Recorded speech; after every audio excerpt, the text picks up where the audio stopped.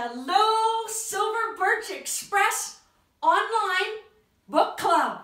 Yes, we are online now. Nothing stops us at Avondale. We are going on with the book clubs.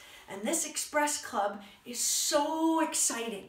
Now, I know we've started it at school. Oh, excuse me, I'm being so rude right now. Freddie, nobody has met Freddie before. And now, every time I read the books, Freddie loves to be around. So Freddie's our little mascot, right, Freddie? Say hi to everybody. Hey! So, Freddie, we today are going to start our Silver Birch Express online book club. So, shall we start our first book, Freddie? Let's go. And where are we going? Let's see. Let us see. We are going to the moon today. I know you've read this book before. We've read it in the library, but that's okay. We're going to do a little review, all right? And guess what? This is Freddie and I space cap. Oh, we're in the space cap. We have our own rocket ship. Right, Freddie? Look. Woo! We are going to space, everyone. So, I'm going to get into I'm going to put Freddie down first, because it's, Freddie, you go lie down and listen to the story. And, whoa! Don't you wish you had one of these at your house? Maybe you do. But it is so much fun. And I'm going to use my, you know what? Yeah, imagination. And I'm going to space today. Come along with me. Okay, Freddie? Let's go. Our first book is Earthwise, Apollo 8 and the photo that changed the world. Now, all of these books we're reading were written by, yes, I can almost hear you, Canadian authors. This Canadian author is James Gladstone, and the illustrations are by Christy Lundy. Look at this. Space. Oh, before we go on though, what do we need? We need our space music. Oh, Freddie, can you go over there and switch on the music, please? You got it, Freddie? What do we hear? Do I hear it?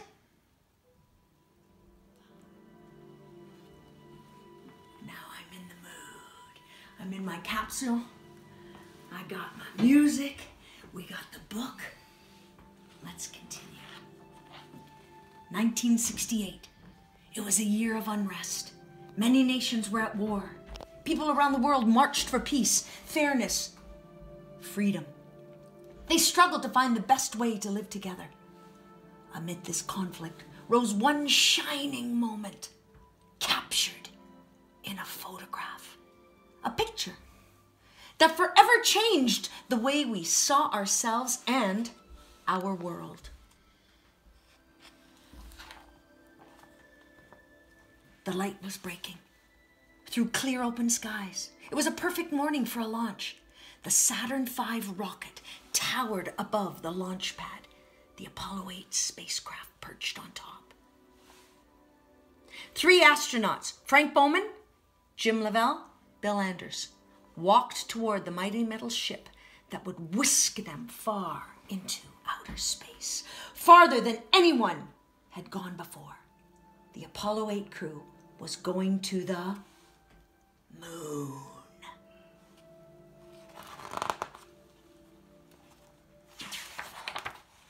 Cars clogged the road, spilling over with anxious onlookers. Millions of people listened in on the radios. They gathered around TVs. Could human beings really reach the moon? What would they see when they got there?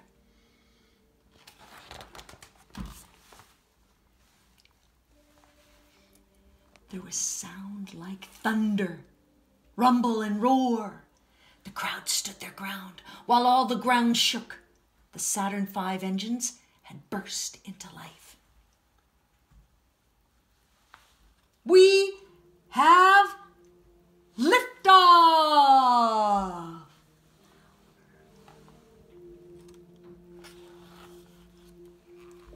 Gracefully, powerfully, the rocket climbed.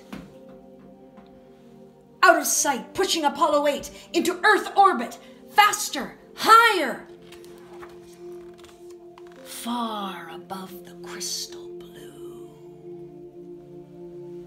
There's Earth.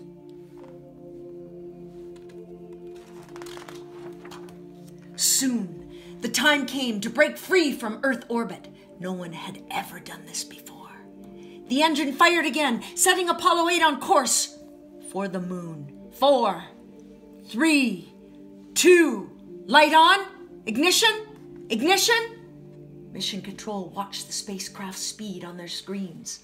The numbers got bigger as the rocket raced faster. Then, just as planned, the Saturn V engine shut off, and it broke away from Apollo 8. Now the spacecraft was coasting on a human dream, speeding the crew off to another world, another dimension. The further they traveled, the more awesome the view. The astronauts saw the whole turning Earth. No countries, no borders. Floating in the vastness of space. Everyone they loved was on that tiny blue planet. And it was shrinking, getting smaller each time they looked. On the third day out, the crew put a show. They put on a big show. They pointed a TV camera toward Earth. The picture, all crackly, black and white, went out around the world. You are looking at yourselves from 180,000 miles out. Everyone watched, was amazed by this mysterious sight. There she is, floating in space. What's floating in space? What do you see? What is it? Let's see. There's the moon. Soon after the broadcast, the astronauts arrived. The moon came to view. The spacecraft dipped into orbit, and the crew got to work taking pictures of the rocks and craters below. Later, back on Earth, scientists would study those images, searching for the best sites to land future missions. Look at that! Fantastic! It's gray, huh? Once, twice, 3 times around the moon, the crew's eyes were locked on the pocked and scarred lunar surface. The 4th time around, they all looked up. Look at that picture over there. There's the Earth coming up. Wow! Is that pretty? Oh man, that's great! You got a color film, Jim? Hurry, quick, hurry up! Earth, a soft swirl of color. An oasis of life was rising above the lifeless rock of the moon. Anders captured what they saw in a photograph. Wow! That was the amazing, iconic photograph taken in 1968 by the astronauts of Earth while they were on the moon. Fascinating.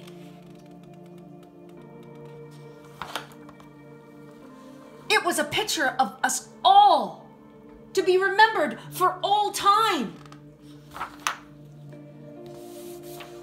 The photo that changed the world. The Apollo 8 mission was a huge moment in human history.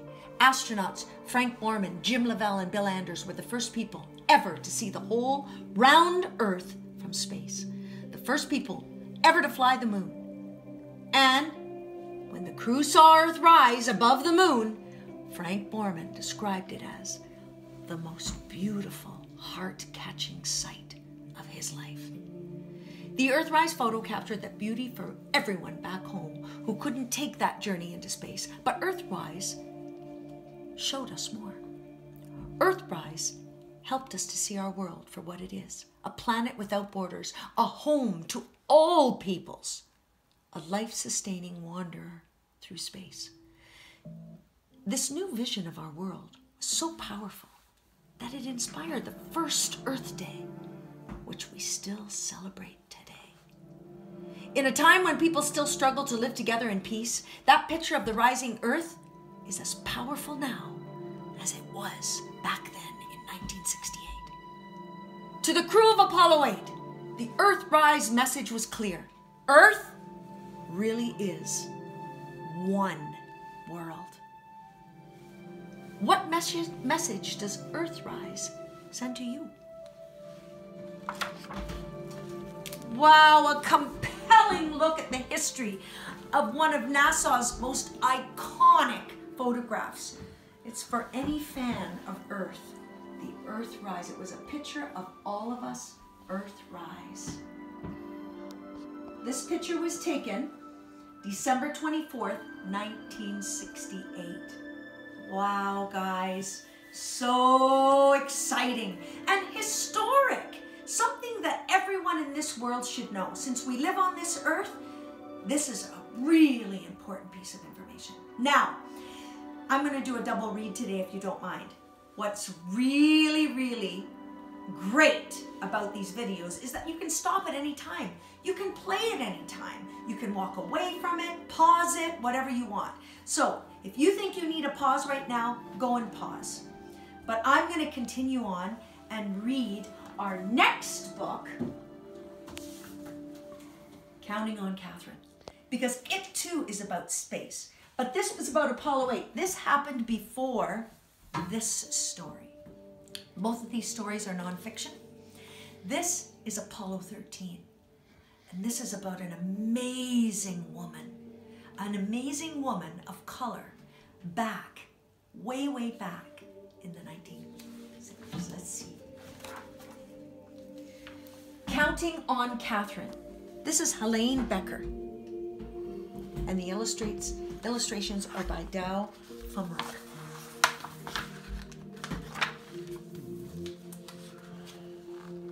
Katherine loved to count. She counted to the steps to the road, the steps up the church, the number of dishes and spoons she washed in the bright white sink. The only things she didn't count were the stars in the sky. Only a fool, she thought, would try that. Even so, the stars sparked her imagination. What was out there? Katherine yearned to know as much as she could about numbers, about the universe, about everything.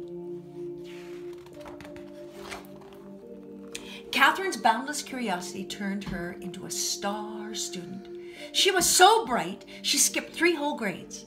She catapulted right past her brother. He wasn't too happy about that, of course, because he was older. Older brothers want to be smarter than their younger sisters, of course. But she had a gift for numbers. By the time she turned 10, Katherine was ready for high school. High school at 10 years old? Usually 10 years old, you're in grade 5. But back then, America was legally segregated by race. Her town's high school didn't admit black students of any age. There was such racism back then. Katherine burned with fury. She wanted more than anything to keep learning. There was still so much to know. Count on me, Katherine's father told her. By working night and day, he earned enough money to move the family to a town with a black high school, Institute, West Virginia. Katherine loved high school. She was good at every subject, of course, but math was still her favorite. She dreamed of becoming a research mathematician, making discoveries about the number patterns that are the foundations of our universe. In those days, though, there were no jobs as research mathematicians for women. Professions most available to them were teaching and nursing. So Katherine became an elementary school teacher. She liked her job and she loved her students. She never stopped dreaming about exploring numbers. In the 1950s, the U.S. government's National Advisory Committee on Aeronautics, NACA, hired thousands of new employees. It even started hiring black women as mathematicians. Katherine heard about the mathematician jobs. Her heart raced with excitement. perhaps her dream could come true after all. But when she applied for one of the positions, she was told they were already filled. Katherine had to wait a whole year until new spots opened up. Her patience paid off. She got the job. Langley Aeronautical Laboratory, Hampton, Virginia. A few years later, the Soviet Union sent a rocket ship into space, launching a space race with the United States. NACA was rolled into a new space agency, the National Aeronautics and Space Administration, NASA. Katherine now found herself at the heart of America's space program. She worked as a computer. Electronic computers were not widely used yet, calculating long series of numbers. All the computers were women. They were given the tasks that men thought were boring and unimportant. That didn't bother Katherine. She knew that without her contributions, a spaceship couldn't reach its destination, nor safely return to Earth. Here's why. Sending a rocket ship into space is like throwing a ball into the air. First, the force of the throw sends the ball up, up, up. But as its energy runs out, the ball's path curves back toward the ground. Where it lands depends on what angle it was thrown and how high and how fast it flew. Because math is a kind of language, Katherine could ask those questions. How high would the rocket ship go, and how fast would it travel? Using numbers, of course. And numbers would provide the all-important answer. Where would it land? To find out, Katherine plotted the numbers she calculated on a graph. When she joined the points together, they formed a curved line. At one end of the line was Earth at the time the rocket ship launched. At the other was where Earth would be when the ship landed. Katherine's reputation for accuracy and strong leadership skills. She was known for asking plenty of questions. Got her promoted to Project Mercury, a new program designed to send the first American astronauts into, yes, space. Mercury's missions were going to be dangerous, so dangerous that even the Project Star astronaut John Glenn refused to fly unless Katherine okayed the numbers. "You can count on me," she said. Glenn's spacecraft, Friendship 7, orbited Earth 3 times and returned home safely. Glenn became a national hero. Friendship 7. Katherine was promoted again. Now she was asked to calculate the flight's path for Project Apollo, the first flights to the moon. "Count on me," she said. On July 20, 1969, the Apollo 11 astronauts walked on the moon. Their feat was celebrated around the world. More triumphs followed. Apollo 12 rocketed to the moon in November 1969. Apollo 13 launched on April 11, 1970. But on the third day of Apollo 13's flight, the worst thing happened. An explosion in space. Could the crippled spaceship make it to the moon? And if it didn't, would it be able to get back home to Earth? The 3 astronauts on board were in grave peril. Commander Jim Lovell told Mission Control, Houston, "We've got a problem here." Back on Earth, Katherine Johnson got a phone call. Her flight path calculations would have to be done all over again. And perfectly. It would be the toughest challenge of her life. Katherine told Mission Control, "You can count on me." She rolled her sleeves up, took a deep breath, and began doing the math. She worked hard and fast. A few hours later, Katherine's calculations were finished. The flight path to return home would take the ship around the far side of the moon. From there, the moon's gravity would act like a slingshot to zing the ship back to Earth. To get home, the crew of Apollo 13 would have to follow Katherine's course exactly by burning off fuel at precise intervals. If the astronauts made a mistake, their ship would drift through space forever. Oh my goodness, how scary that would be. Katherine waited anxiously to hear the astronauts' report. Finally, it crackled over the loudspeakers. We've got it! Apollo 13 was back on track. Yay! Katherine Johnson had done it. She brought Apollo 13 home. She was no longer the kid who dreamed of what lay beyond the stars. She was now a star herself. Oh my goodness, and there's a whole bunch more about Katherine at the back that I won't read about. Look at all of the math. Incredible. It's like a different language, guys. Oh, the bold story of Katherine Johnson, the extraordinary mathematician who calculated the flight path for NASA's first Apollo moon landing. How Katherine Johnson saved Apollo 13. Freddie, you like that story? You did? Well, I think it's time though, guys. Oh, Freddie, I know. I won't forget about you. I'm not forgetting. The 2 stories today, guys. Thank you so much for being with us today. I'm going to go get Freddie because he's barking at me. Freddie! Come and say goodbye to everybody. Hey, let's get back onto our spaceship. Freddie, let's get in. That's what you like. And say, bye guys, until next time. Oh, I've got one more thing. I'm never finished, am I? Hang on for a moment. Freddie, we're not ready yet. I've got actually 10 novels in this particular book club. Now, there are 3 novels here that are going to take longer to read. And I thought that I would read a chapter and send out a video for each chapter.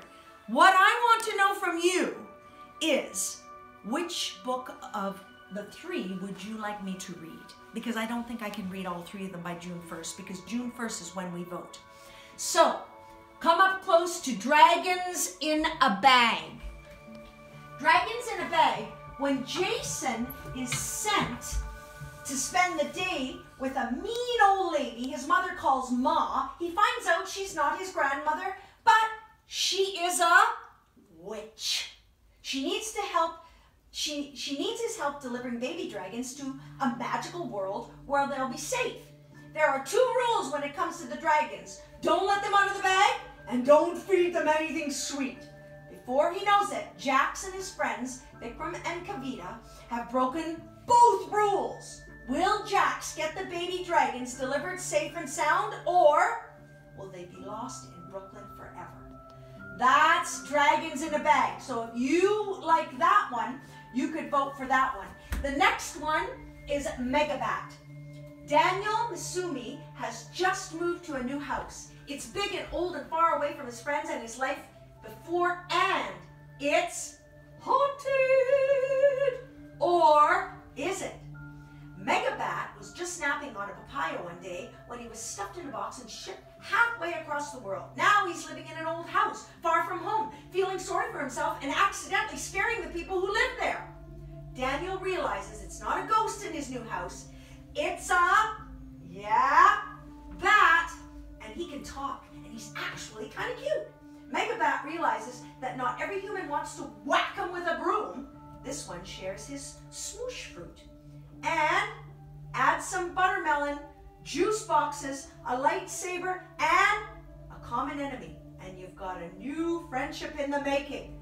Now that was Megabat. Our third one, Wicked Nix.